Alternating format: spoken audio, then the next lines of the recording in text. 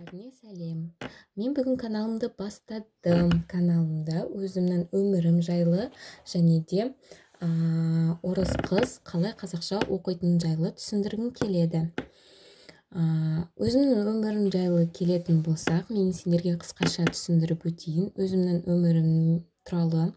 Мен орыс қызбын, ұлтым орыс, мам мен папам орыс. Мен бірақ қазақша сөйлеймін, өйткені біз ауылда тұрамыз. Ауылда орыс мектебі жоқ, және де орыс балалар өте аз болғанда үш бала ғана бар. Сол үшін бізде орыс мектебі жоқ. Сол мен 4 жастан бастап қазақша оқып келе жатырмын. 4 жастан бастап мен үйрену өте оңай болды. Оңай болғанда менің есімде жоқ, ол мүлдем қалай үйреніп кеткенімді ол туралы мүлдем білмеймін. Мен достарым бәрі қазақ, орыс достар мүлдем жоқ. Туыстарым болмаса қалған менде ешқандай араласу жоқ. Орысша өте аз сөйлеймін. Кейде мама мен папамен сөйлесіп жатқан кезде де қазақша сөздер шығып кетеді.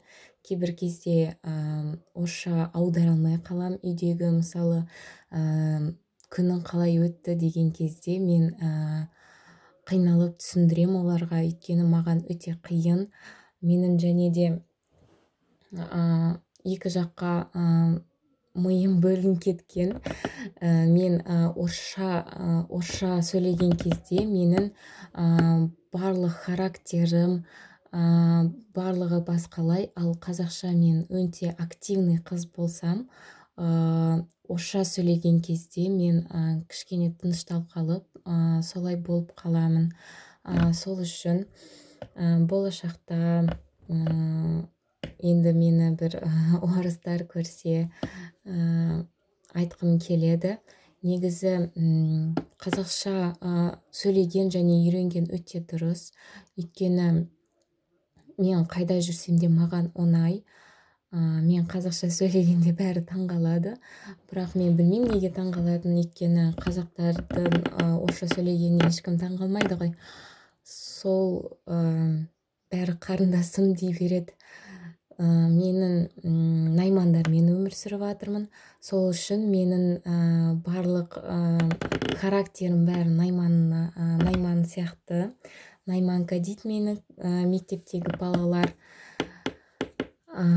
Бұл қысқаша түсінік мен өмірім жайлы.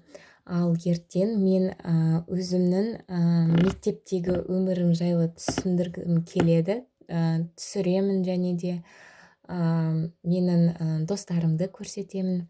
Және де кейде мектепте қалай жиналатынымды, сонымды көрсететін боламын. Так что тіркеліңіздер, лайк басыңыздар. Сендерге қиын емес, ал маған жақсы.